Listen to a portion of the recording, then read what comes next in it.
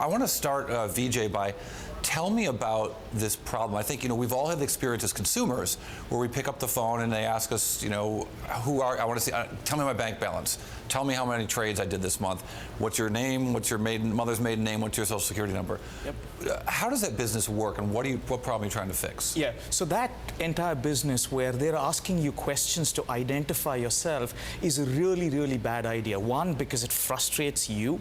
It doesn't catch very much fraud. Right now in the US alone, they're losing $10 billion to voice fraud, and even more so. $10 billion a year? Yeah, $10 billion a year, because every single call that gets through, and right now, when we started the company, 1 in every 2,000 calls coming into these call centers was fraudulent. Now it's dropped down to 1 in every 900. So there's so many calls coming into these call centers, because what people have realized is as people have secured their online and physical side, it's the easiest thing to pick up a phone, get a call center agent, and get him to do your bidding. And these call center agents are all about customer service, and so they're not catching the fraudsters. It's not their job. And what's happening is all these questions are translating to, in addition, $12.8 billion asking people stupid questions. Tell me the story of the Mad Russian. Yep. So the Mad Russian, it's a great example, right? So what these fraudsters are really good at is manipulating the call center agents. So if they get a woman call center agent, they will flatter her voice. Oh, you have a great voice. The Mad Russian actually uses a lot of pressure. What he did is, when he stops getting information from the call center agent, he starts screaming at them. And because Russian is his natural language, he occasionally throws in a few Russian words.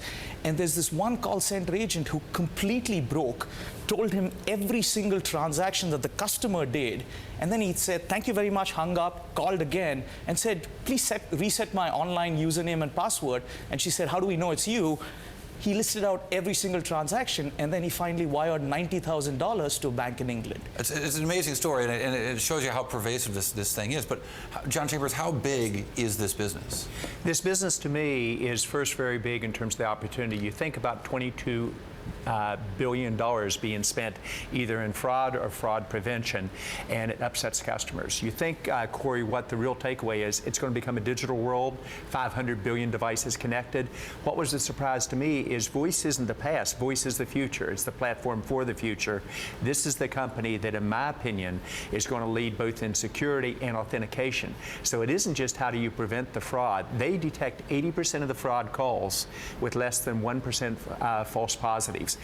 Almost every major security breach that you read about, 61% of them started with a voice call into the company. Well, I guess what I'm surprised by is the size of the business. And when you talk about dollar size opportunity, how much is being spent? I mean, I read when preparing for this today that you guys have got over 100 employees. Yeah. But how big is this business opportunity? You say, let's just guess, 5 years from now, John, how do you think? Well, I think if you look at the fraud is doubling every 4 years in the U.S. alone, every company would spend 25% of their fraud losses to prevent it.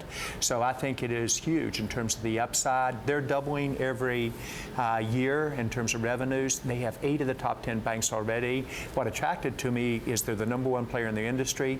They understand not just the security part of voice, they understand the authentication, which might be even bigger than the security piece. So this is a company, Cory, I'd encourage your readers to get used to. Whenever you have a go-to person on voice security or authentication, it's Vijay. But their business projection, I don't see any reason they can't grow for a decade at well into double-digit growth.